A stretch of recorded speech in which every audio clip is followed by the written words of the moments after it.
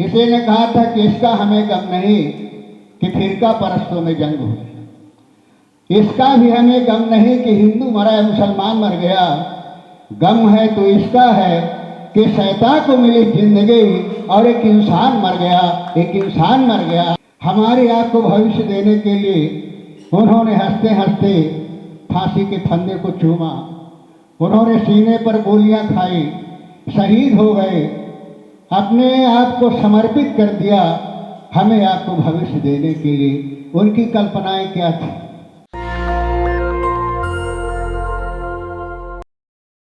आज हम सबको जो आज हमारे देश की हालत है, आज जो हमारे समाज की हालत है, आज जो हमारे परिवार की हालत है, ये सोचने की ज़रूरत है कि हमारे परिवार का, हमारे समाज का, हमारे देश का आदर्श क्या था और आज हम किस दिशा में जा रहे हैं। आज ये चिंता का विषय है और ऐसे अवसर पर हमें सोचने की ज़रूरत है, चिंतन करने की ज़रूरत है।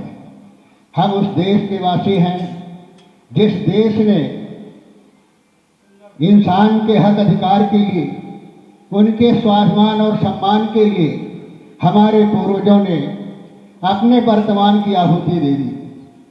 हमारे आप को भविष्य देने के लिए उन्होंने हंसते हंसते फांसी के फंदे को चूमा, उन्होंने सीने पर गोलियां खाई, शहीद हो गए, अपने आप को समर्पित कर दिया हमें आपको भविष्य देने के लिए। उनकी कल्पनाएं क्या थी?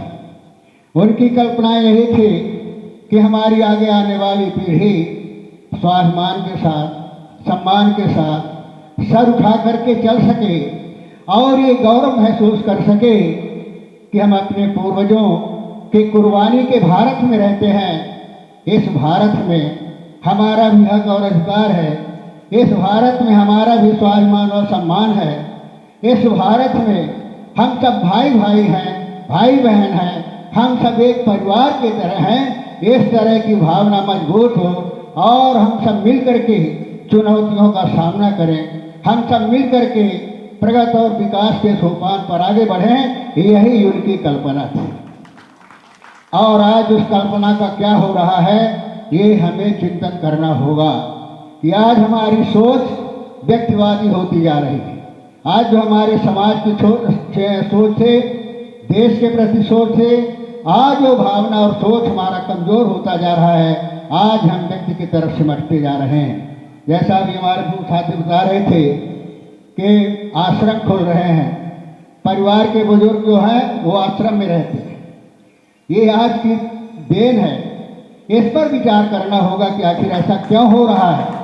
कहीं न कहीं हमारे वो भाव की कमी आई है, जिस भाव को लेकर के, जिस विश्वास को लेकर के हमारे पूर्वजों ने आज़ादी अवसर की धरोहर हमारे आप सबके कंधों पर सौंपा था, उस चीज़ को चिंतन करने की ज़रूरत है।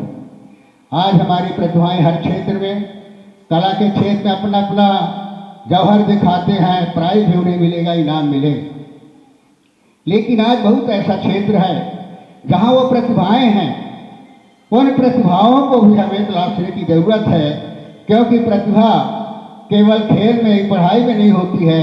प्रतिभा हमारे समाज में भी प्रतिभाएं होती हैं जो कहीं न कहीं अपने कौशल में अलग अलग क्षेत्र में दक्ष हैं। भले वो पढ़े लिखे नहीं हैं, लेकिन अपने क्षेत्र में वो दक्ष हैं, उनको भी एक्सीलेंस प्राइज मिलने का अधिकार होना चाहिए, उनकी भी खोज होनी चाहिए। एक बहुत पढ़े लिखे पंडित जी विद्वान थे और नाव पर सवार थे, नौका पार हो रही थी। उन्होंने नाविक से पूछा कि तुम वेद वगैरह जानते हो? तो उसने कहा वेद वगैरह हम नहीं जानते, हम केवल नाव चलाते हैं, अपने परिवार का पेट पालते हैं, हम वेद वोद क्या जाने। तो उन्होंने कहा कि 1/4 तुम्हारी जिंदगी बेकार हो। फिर आगे बढ़ा, कहा कि तुम साइंस वाइंस जानते हो, विज्ञान जानते हो? तो उसने कहा विज्ञान वगैरह तो हम नहीं जानते, जब हम पढ़े नहीं थे हम क्या जाने। तो उन्होंने कहा कि तुम्हारी तो 2/3 जिंदगी बर्बाद है। फिर आओ और आगे बढ़े। उन्होंने कहा तुम संगीत वगैरह जानते हो? उन्होंने कहा साहब हम कुछ नहीं जानते, हम केवल नाव चलाना जानते हैं, बस परिवार का पेट पालते। तो उन्होंने कहा कि तुम्हारी 3/4 जिंदगी बर्बाद हो। फिर इतने में तूफान आया। तूफान आया, नाव डगमगाने लगी। डगमगाने लगी तो पंडित जी ने कहा, बचाओ ये क्या हो रहा है? तो उस नाविक ने कहा कि आपको तैरना आता है क्या? तो उस विद्वान पंडित जी ने कहा कि तैरना नहीं आता। तो उन्होंने कहा कि हमारी तो तीन गई थी, आपकी पूरी जिंदगी बर्बाद है।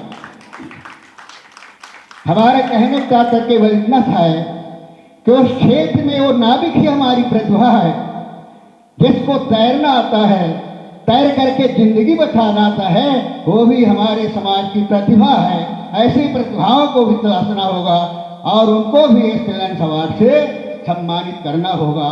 हर तरह से क्षेत्र है।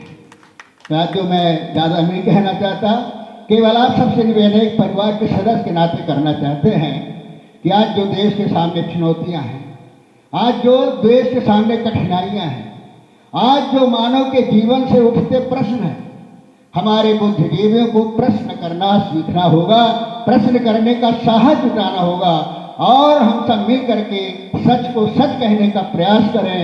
तभी जो नफरत फैलाने वाली शक्तियां हैं, नफरत फैलाने वाली विचारधाराएं हैं, जो समाज को बांटती हैं, इंसान को बांटती हैं, उन्हें हमें पहचानने की ज़रूरत है, उनके खिलाफ आवाज़ उठाने की ज़रूरत है। तभी हम अपने पूर्वजों के सपने का भारत बना सकेंगे, समाज बना सकेंगे। यही मैं निवेदन करना चाहता हूँ। आज बहुत हाई परिस्थितियाँ हैं।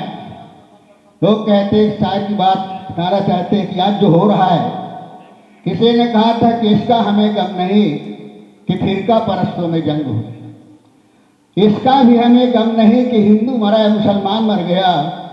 गम है तो इसका है कि शैतान को मिली जिंदगी और एक इंसान मर गया, एक इंसान मर गया। आज हमारे आप सबका कर्तव्य होता है कि आइए हम इंसानियत को बचा लें, इंसान को बचा लेंगे। अगर इंसानियत बच जाएगी तो हिंदू भी बच जाएगा, मुसलमान भी बच जाएगा, समाज भी बच जाएगा, देश भी बच जाएगा।